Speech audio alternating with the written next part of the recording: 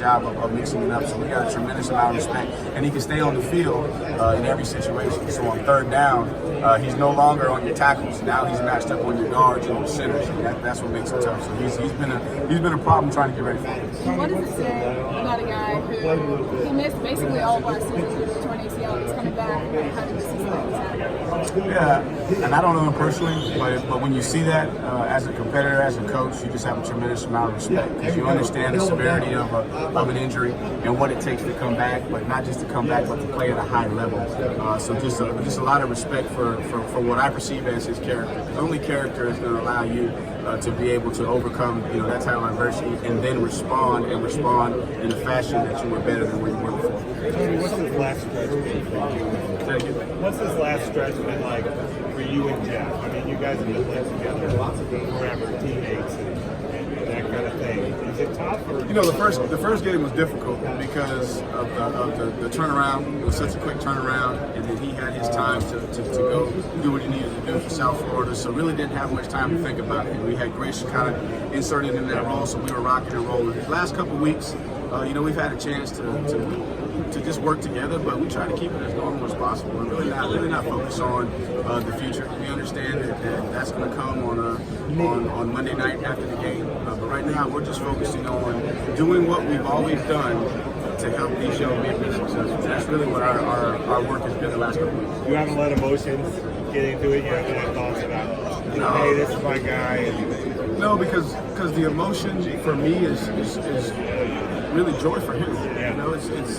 Because I know that's something he's always wanted to do. He's had aspirations to do it, and I'm just thankful that I've been blessed to have a small part in that. It's a very, very small part helping him accomplish that. So not gonna be sad. Now, there's gonna be some days probably next year where I go to say something and he's not there, and it may set in. But for me, the only emotion I got for him is joy. And hopefully, it's a ton of joy after the game for two reasons. Tony, you do this a bunch. What is 16 days now to prepare for a championship game? How different is it than some of these other years? It's good from the standpoint of, at first you're like, man, you got 2 weeks off, but when you sit back in retrospect, when you look at this been a long season. We started in July, we played our first game in August, we had 2 bye weeks, and we needed this extra time, just to kind of get our thoughts, to kind of recoup, because the calendar's been different. But at the same time, too, you want to make sure that you don't do too much. Because in this game, it's going to be about the players. It's going to be about winning one-on-one matchups.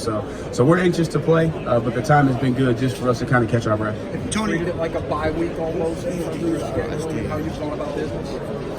Coach has done a great job managing the schedule, making sure that we get the proper amount of time on the field, giving the players a little bit of time off on the front end. So it's been a good job. It's been a good mix of being able to work when we need to work, but then also recover when we need to recover. Tony, you got Braden Galloway back in the lineup last week. He got a lot of snaps. Do you guys expand his role this week? Did you see what you wanted to see out of him in the last couple of weeks? It's good to get him back out there, get his legs in it. I think if you ask him, he's like, it's a little bit different when you play that many snaps when you hadn't played all year. But we got to have everybody, and that's a good thing about having a little bit of extra time. You can kind of really evaluate where you are, do a little bit of self-scout, and then try to get players in position to create some matchup problems. The difference in this plan is there's nobody on their defense that you can create a matchup with. So you got to get your best players on the field that give you the best opportunity to have a one-on-one, to win a one-on-one matchup. Coach, when you look at that game against Ohio State, clearly the performance, you won, but it's not what we're accustomed to seeing with regards to Clemson offense. When you look back at that film, what was it that stood out to you that says, this is something we need to work on going into LSU? It was really just little things.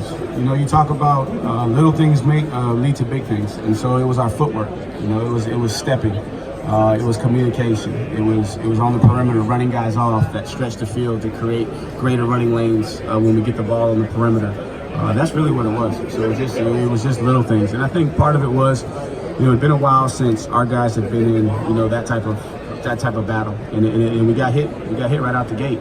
But then they realized, okay, we've been here before, so let's just calm down, settle in, and then they were able to find a place. And the biggest thing for us is just stressing the little things.